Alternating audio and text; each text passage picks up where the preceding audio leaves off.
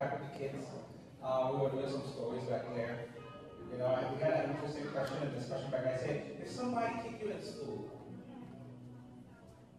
and after school you got home with your mommy, and that person who were all standing up and it's raining, would you tell your mommy to stop walking them up?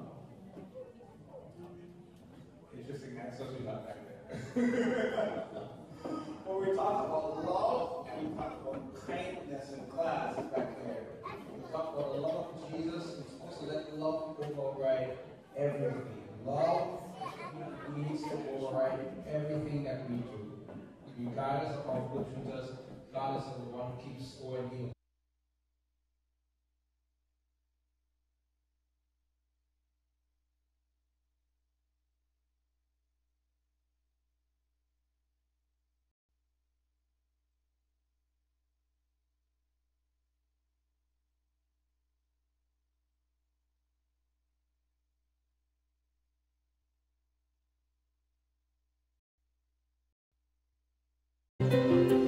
South Korea is. They provide health care and host events such as senior picnics, musical performances, exercise classes, and special meals. The new center of Korean administration. Many government agencies have moved here, and others plan to relocate here over the next few years. A lot about the growing needs and challenges of Sejong City, and has shared these insights with the new pastor. The current church's location is difficult for visitors to find, and is not an ideal layout for their needs. Church members in Sejong City want to build a mission center to connect with their neighbors and serve the needs in this area. Indeed, can take care of their children. Creating a mission center like this is no easy task. Property and construction costs are extremely high. To make this dream a reality, please pray as faithful members work in Sejong City. It's not being communicated.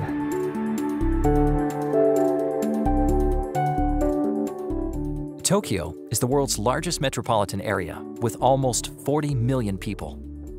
The challenge of reaching a city of this size might seem impossible, but God can use anyone, even someone on the other side of the world, to spark change. Daniel was about ready to shut down when Daniel arrived.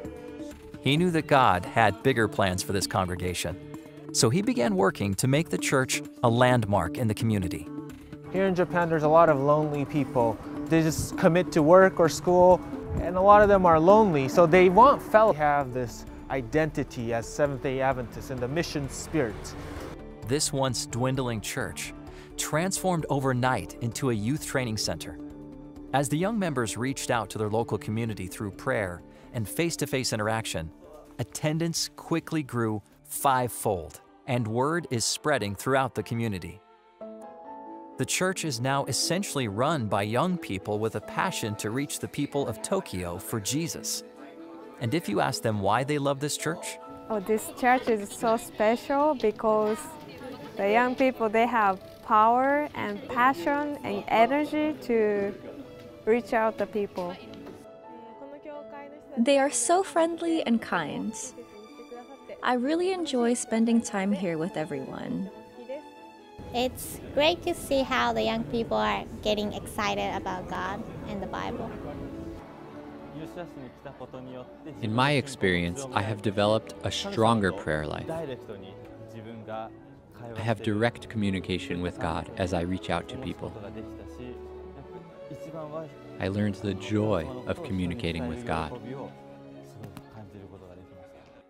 Daniel decided to expand the Setagaya Church's programs to include youth from all over Tokyo. Once a month, we have an event where young people from all over the Tokyo area come and we stay in sleeping bags at the church. 50 to 70 young people come, stay at the church, study the Bible, sing songs, and have fellowship. And it's been a blessing. This group continues to grow thanks to the efforts of reigniting the church's mission spirit. Setagaya church members are exploring new ways to break down barriers and show the love of God to the people of Tokyo.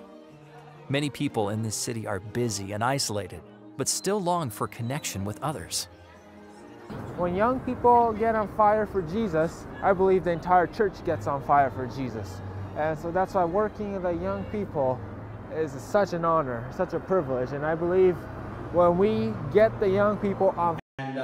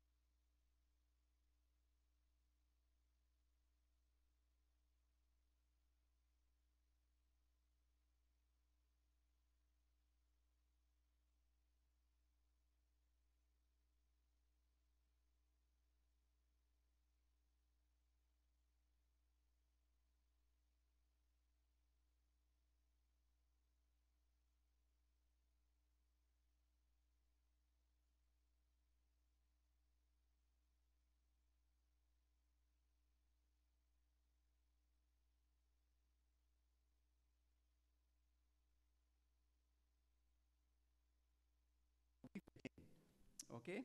So that's what I'm going to be talking about again. Remember five, the five initiatives of the Lord Transform Me. And last week we spoke about some events that will be happening. We looked at the fact that in February next year we'll be having a grand Lord Transform Me evangelistic explosion in 2019, and we'll talk a bit more about that again today in terms of the events that are leading up to that. We have events that began in June or July, some of those months. August, we've passed those, so we're going to pick up on September and go on from there right now. Okay? So the slides we're going to be looking at are going to be showing us what are the events that should be happening regarding the Lord Transform Me countdown for NCC LTM Evangelistic Explosion 2019. NCC, North Caribbean Conference, LTM Lord Transform Me Initiative 2019. Okay, good. So go ahead, Lynn. So we have, in September, we have Family Explosion Week with intentional ways to impact non-Seventh-day Adventist families. So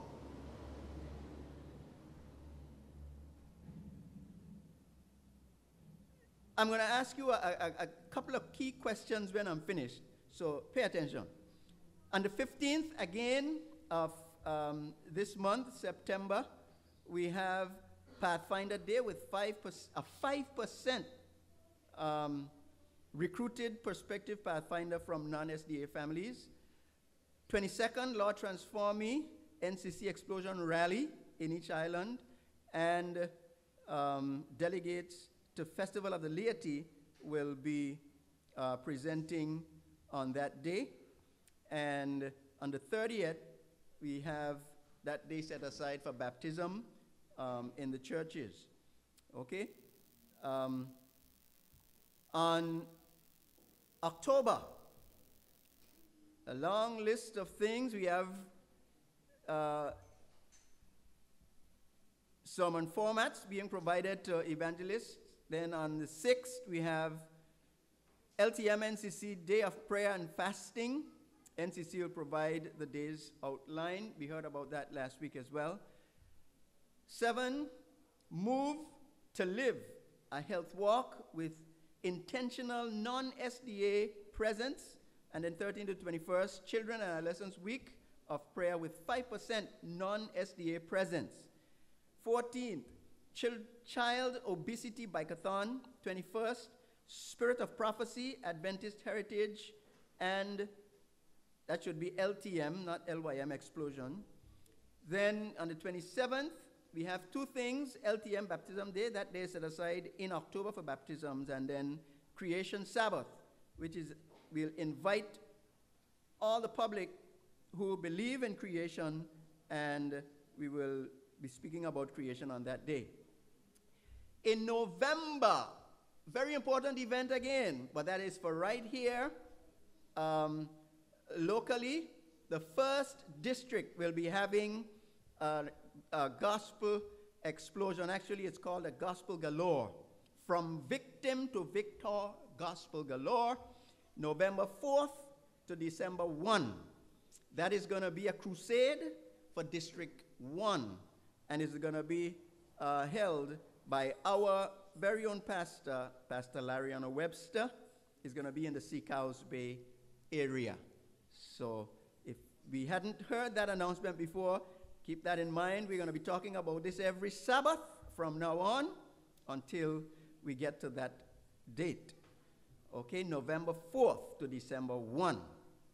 Crusade here in the 1st District. In December 2018, we have Stewardship Week from the 1st to the 8th. And the 1st and 2nd, we'll be having Stewardship Soft Skills classes with 5% of guests coming from the non-Adventist community. And the soft skills classes, kind of classes that are designed to help persons with interpersonal and intrapersonal skills development, soft skills, skills with dealing with one another, skills with holding a conversation without rubbing the people in the wrong way, and how to tell people things that you really need to tell them without offending or leaving each other in, you know, a kind of a, angry way. So if we get this pulled off, this will be great. And then on the 6th, we'll have Health Community Impact. 8th, Island NCC LTM Explosion Rally, again. Then the 12th to the 15th, Evangelism Symposium and Orientation for NCC Explosion Evangelists. 22nd, Special Service in honor of the birth of Christ with 5% guest presence. Guests are members of the community who are not Adventists. 22nd also, LTM Baptism Day in NCC, so that day again is set aside for baptism. And the 23rd, Grand Island Christmas Gospel Concert with intentional guest presence. 31st, special Old Year service designed to impact the community. And January continues on the 5th, Homecoming Sabbath for backsliders, inactive members, friends of the church. On the 9th to the 19th, LTM Gospel Explosion, 10 days of prayer. 10 days of prayer. Prayer. 10 days of prayer in January. On the 12th, display posters, banners of the evangelists. 18th, LTM Island Prayer Meeting. 26th, distribution of invitations. That's the 26th of January. And then on February the 2nd, meeting of the people field day. That is contacting persons that you have made contact with prior to invite them to come to the crusade. That's going to be held in February. And on the 9th, LTM Island Rally. On the 11th, evangelists arrive on island. On the 12th, crusade team meeting. And then 15th to the 22nd, they say that the NCC staff will be praying for the crusades, and the crusades begin on the 15th. So the questions are, well, what are the key things you notice as we go through these events? Tell me, what are the key things you notice? I didn't hear. Prayer, that's right, prayer, lots of prayer. Prayer. And do we need prayer to be successful in our ventures for Christ? Okay, what's the next thing we notice? A lot of emphasis on inviting guests. We want to interact with the general public before the day when we go to invite them to come to the crusade. That makes sense, right? You gotta make friends and win people, right? To come out and be a part of your events. So this is what is being encouraged as well. We have to start working with people now. Now. And a part of the initiative is every member involved. I don't think that's how it's stated though. Total membership involvement. That's right. That's it. That's what we have. We want to have total membership involvement, and this is where the total membership can become involved. You talk to people, you befriend people, you invite them to all the events that we are having that are leading up to the crusade. And of course, this will be from now until November, for the crusade in November, and then after that for the crusade in February next year. So your neighbors, your friends, your co-workers, the people that you meet that you might give a hand or give a ride, or people, the end is coming soon. The earth is going to be on fire. People need to be saved. So we need to take this seriously.